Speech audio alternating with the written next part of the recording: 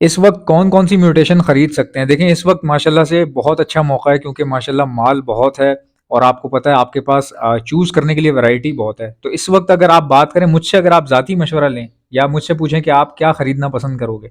तो मैं खरीदना पसंद करूंगा violet opalines, blue opaline, opaline lutino, albino red eye, albino black eye, parblue opalines, violet parblue opalines की बात कर रहा हूँ। इसके अलावा albino black eye, albino red eye, डेकिनो, क्रिमिनो। अच्छा, बहुत सारे लोग ऐसे होते हैं जिनके पास कोई एक्सपीरियंस ही नहीं है, बिल्कुल टोटली चिट्टा नया बंदा आ रहा है। ठीक है, चिट्टा नया बंदा से मुराद ये है कि बिल्कुल उसको अभी लववर्ड में एंटर हुआ है, पहले उसने या तो फिंचे जावा रखी हुई है, तो लववर्ड के अंदर अगर वो एंटर हो रहा है तो वो लववर्ड में ब्लैक आई से स्टार्ट ले। देखें, एल्बाइनो रेड आई, क्रिमिनो, इनकी बहुत डिमांड है, बहुत ज़बरदस्त इसमें काम है। लेकिन एक ऐसा बंदा जिसको भी रेड आई का एक्सपीरियंस नहीं है, तो वो या तो रेड आई में सिर्फ एक बर्ड ले, उसके साथ ब्लैक आई लगाए, और जितना हो सकता है शुरुआती दिनों में जिन लोगों को नहीं पता या लव बर्ड की इतनी जांच नहीं है। देखिए, मैं आपको बताता हूँ, मुझे बहुत टाइम पहले ना एक भाई मिले, उन्होंने कहा यार एल्बाइनो रेड आई के साथ क्या लगाऊं। ये तकरीबन बात है आज से 2 साल पहले की, मेरा जीरो एक्सपीरियंस था, कुछ नहीं पता था मुझे। आज से 2 साल पुरानी बात बता रहा हूँ, क्योंकि लव बर्ड में मेरा बहुत लंबा तजुर्बा नहीं है। जो लंबे तजुर्बे वाले लोग हैं ना, मैं उनके साथ बैठता हूँ, उनसे मैं सवाल करता हूँ, फिर वो मुझे अपना एक्सपीरियंस बताते हैं, फिर मैं उस एक्सपीरियंस पे डिपेंड नहीं करता, फिर मैं दूसरे से पूछता हूँ, फिर मैं तीसरे से पूछता हूँ, जब तक मुझे प्रॉपर मतलब कि ऑथेंटिसिटी मिल जाती है ना कि हाँ यार ये बात कॉमन है, ये वाली बात सब लोग कह रहे हैं, तो माइट भी पॉसिबल कि ये हो। और उन सबके कहने पर भी मैं नहीं आता। मैं ये नहीं होता कि भाई 20 बंदे ने मुझे बता दिया, एक ही बात बताइए तो ये सही होगी, ऐसा भी नहीं होता। फिर मैं पर्सनली उसको यूट्यूब पर उस बात को अनाउंस करता हूँ और किसी से कहता हूँ कि अगर इसके अलावा कोई चीज़ हो तो आप ज़रूर कमेंट में बताएं हमें, हम सब सीखेंगे। तो ये एज अ क्लास के तौर पे। अच्छा, अब मैं 2 साल पहले मेरे एक भाई ने मुझसे कहा कि एहसन भाई, रेड आई के साथ ना, एल्बाइनो रेड आई के साथ कौन सा बर्ड लगाऊं। मैंने कहा यार अजीब सी बात कर रहे हो आप, एल्बाइनो रेड आई के साथ एल्बाइनो रेड आई लगा दो, क्योंकि एल्बाइनो के साथ जब आप कोई भी और बर्ड लगाओगे तो रेड आई बच्चे थोड़ी आएंगे आपके पास। एल्बाइनो के साथ एल्बाइनो लगाओगे तो सारे बच्चे रेड आई निकलेंगे आपके पास। उसने कहा नहीं एहसन भाई, मसला पता है क्या, बच्चे नहीं बचते। ये आज से 2 साल पहले, 2 ढाई साल पहले की बात है। तो मैं बहुत ज़्यादा परेशान हो गया उसकी बात सुन के। मैंने कहा नहीं, आपको गलतफहमी हो गई है,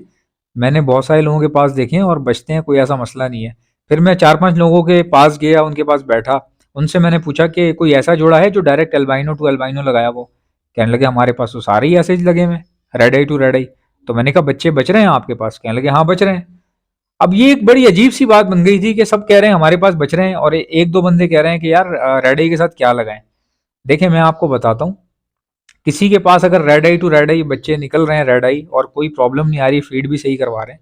ऐसा बिल्कुल होता है। ऐसा इसलिए होता है क्योंकि वो ब्लड लाइन स्ट्रांग होगी। हो सकता है उस रेड आई के बैक पे, उस रेड आई के जीन के अंदर कहीं ना कहीं एंसेस्टर या फादर या मदर या दादा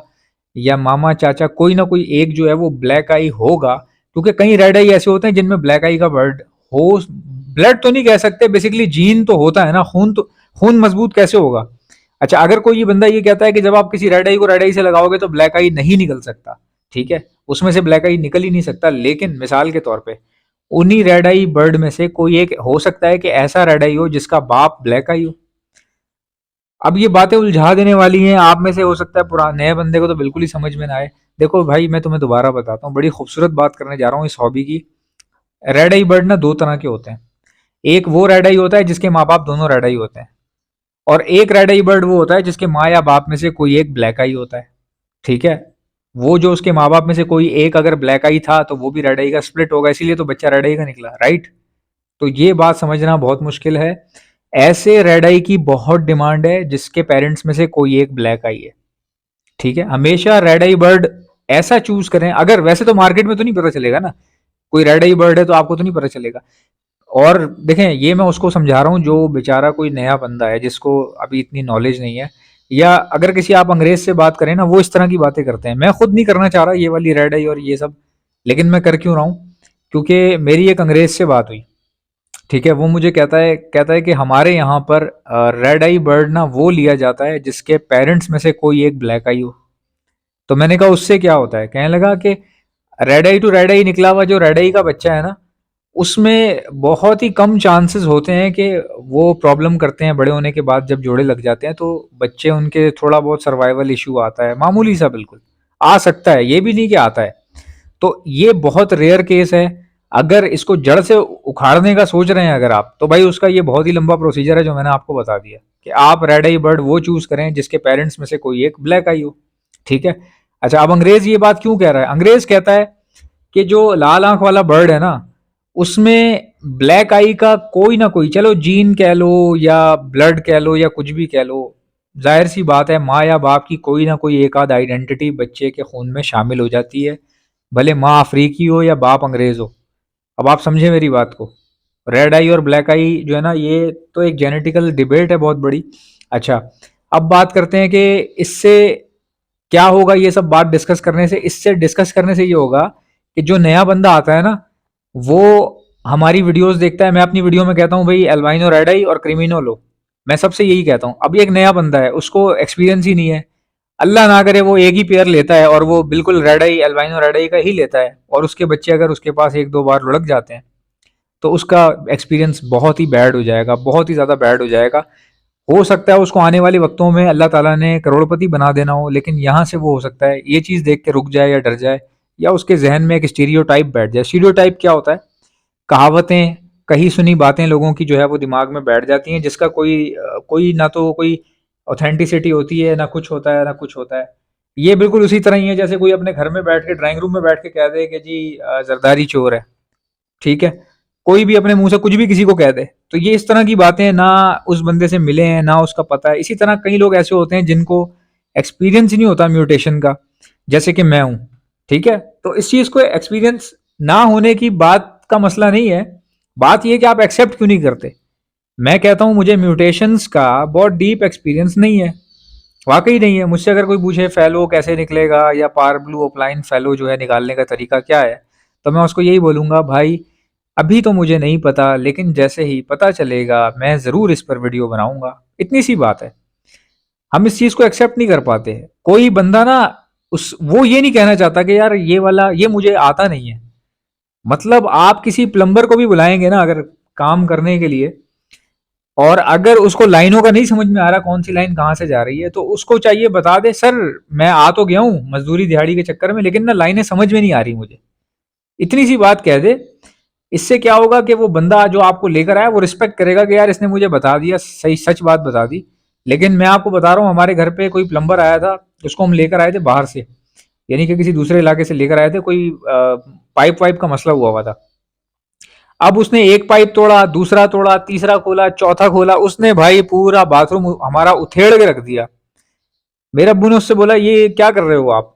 कह रहा है ये मैं लाइनें चेक कर रहा हूँ ऐसे ऐसे मेरे अब्बू ने कहा भाई गीजर गीजर भी नहीं है ये वाटर हीटर है ये लगाना है वाटर हीटर है इसको लगाना था इसके दो कनेक्शन होते वाटर हीटर डायरेक्टली नल में लगता है ठीक है गीजर तो पूरे घर में कनेक्शन जाते हैं ना उसके वाटर हीटर उस जगह पे लगता है जहां से आपने नहाना हो या गर्म पानी लेना हो बस छोटा सा वाटर हीटर होता है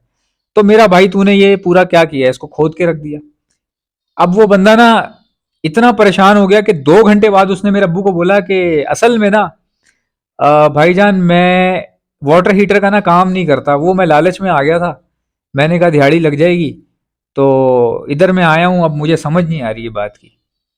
मेरे अब्बू ने उसको सिर्फ इतना बोला कि यार देखो अगर तुम मुझे आते ही बोलते ना कि मुझे समझ में नहीं आ रहा तो मैं तुम्हें पैसे देता खर्चा देता जो तुम्हारा यहाँ आने का टाइम लगा मैं तुम्हें वापस भेज देता अभी मेरा दिल कर रहा है कि मैं तुम्हें लिटा के इतने जूते मारूं यहाँ पे इसी बाथरूम में इतने जूते मारूं लिटा के कि कोई पुरसाने हाल ना छोड़ूं तुम्हारा क्यों क्योंकि आप एक्सेप्ट करें ना कोई भी चीज़ है आप एक्सेप्ट करें कोई नया बंदा है उसको ये एक्सेप्ट करना चाहिए कि मैं अभी नया हूँ तो हर तरह के बर्ड्स होते हैं मैं वो चीज़ ले लूँ जो मेरे पास आसानी से सर्वाइव हो जाए ताकि मैं भी सीख जाऊँ ना कि कैसे चलती हैं चीज़ें मसला सिर्फ यही होता है कि हर बंदा ये जानने की कोशिश करता है कि कौन सी चीज़ में कितना फ़ायदा है फ़ायदा तो फिर आपको मैंने बताया ना अल्लाह ने देना है वो भाई आपने यूट्यूब पे देखा सॉरी फेसबुक के ऊपर कितनी अच्छी उन्होंने बात बताई कहने लगे कि मैंने बहुत ज़्यादा पैसा लगाया बर्ड्स में डायरेक्टली रेड आई सारे बर्ड रेड आई थे उनके पास अल्लाह का दिया हुआ सब कुछ था और इवन के नॉलेज भी बहुत थी वो खुद बंदा जो है वो ये बायोलॉजिकल काम से रिलेटेड जो है वो काम पहले भी कर चुका है और ज़र्री ज़मीन चलाता रहा है प्रॉपर बायोलॉजिकल तरीके से इतना एक्सपीरियंस होने के बाद वो बंदा जब पहली बार जब आया इस हॉबी के अंदर, तो वो कहता है कि मैंने सारे बर्ड रेड आई चूज़ किए, जो कि गलत बात नहीं है। रेड आई बर्ड जो है वही उसी की डिमांड है, लेकिन शुरुआती दिनों में सारे रेड आई बर्ड लेके जो है वो जमा करना और फिर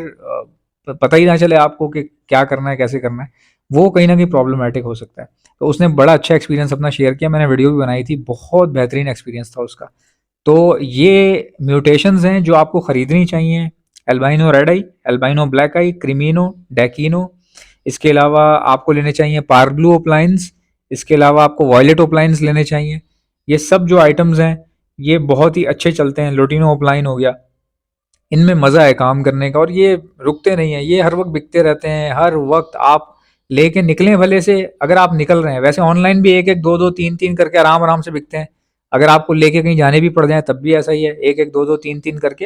अगर मार्केट में है तो 4-5 घंटे, 4 घंटे में, 3 से 4 घंटे में माल खाली हो जाता है, अगर साफ सुथरा अच्छा माल है तो। हाँ, अगर आपके कोई नुक्स आया हुआ है, कमज़ोर हैं बर्ड, आप ब्रीड तो करवा रहे हैं लेकिन नज़र नहीं रखते, जो आड़ा टेढ़ा बच्चा उठा के आप ले आए मार्केट में, तो वो फिर उसके आप खुद जिम्मेदार हैं। कोई कोई उसकी गारंटी नहीं लेगा, ना तो ले सकता है।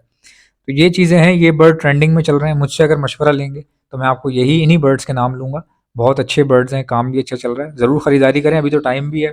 क्योंकि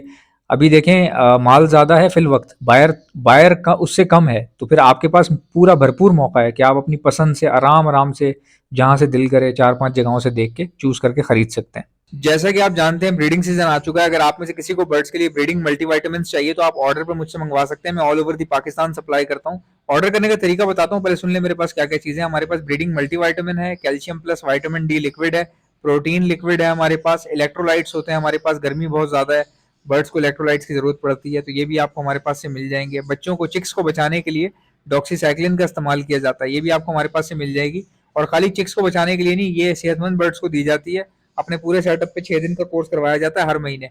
तो ये बहुत अच्छी होती है। और कोई बर्ड बाहर से लाए तो उसको भी समझ लीजिए जरासीम से पाक करने के लिए, या बैक्टीरियल इन्फेक्शन अगर वो अपने साथ लाया है उसको खत्म करने के लिए भी यही 6 दिन का कोर्स करवाया जाता है डॉक्सीसाइक्लिन का। अब अगर कोई बर्ड बीमार हो चुका है, कोई बीमारी आ गई है, मिसाल के तौर पे नजला, खांसी, मोशन, बुखार या सोकड़े की बीमारी हो रही है, आंखें सूज रही हैं, बर्ड कमजोर हो रहा है, तो ऐसे वायरल लगने के बाद हार्ड एंटीबायोटिक का इस्तेमाल किया जाता है, ये भी आपको हमारे पास से मिल जाएगी। एंटी लाइसिस स्प्रे, जो जुओं के लिए परिंदों के ऊपर स्प्रे मारा जाता है, उनकी जुएं खत्म हो जाती है लेकिन परिंदे को कुछ भी नहीं होता, ये भी आपको मेरे पास से मिल जाएगी। और एक ऐसा प्रोडक्ट है जो मेरा अपना बनाया हुआ है, हैंड फीड है ये, और सिर्फ हैंड फीड नहीं है, हैंड फीड होने के साथ साथ ब्रीडिंग बूस्टर भी है। ये सॉफ्ट फूड के ऊपर छिड़क कर देंगे तो ये ब्रीडिंग बूस्टर बन जाएगा। बाकी हैंड फीड के तौर पे आप अपने लवबर्ड को कराएं, कॉकटेल को कराएं, रिंगनेक को कराएं, बेफिक्र होकर आप करवा सकते हैं। हैंड फीड करवाने वाले इंजेक्शंस और उसके आगे लगने वाली स्टेनलेस स्टील की नोजल्स, ये भी आपको हमारे पास से मिल जाएंगी। ऑर्डर करने का तरीका क्या है, इनमें से कोई भी चीज चाहिए उसका नाम लिखकर सेंड कर दीजिए मुझे मेरे व्हाट्सएप के ऊपर। मेरा व्हाट्सएप का नंबर है 0327231040। इंशाल्लाह मिलते हैं नेक्स्ट वीडियो में। वीडियो को लाइक ठोको, चैनल को सब्सक्राइब। अल्लाह हाफिज।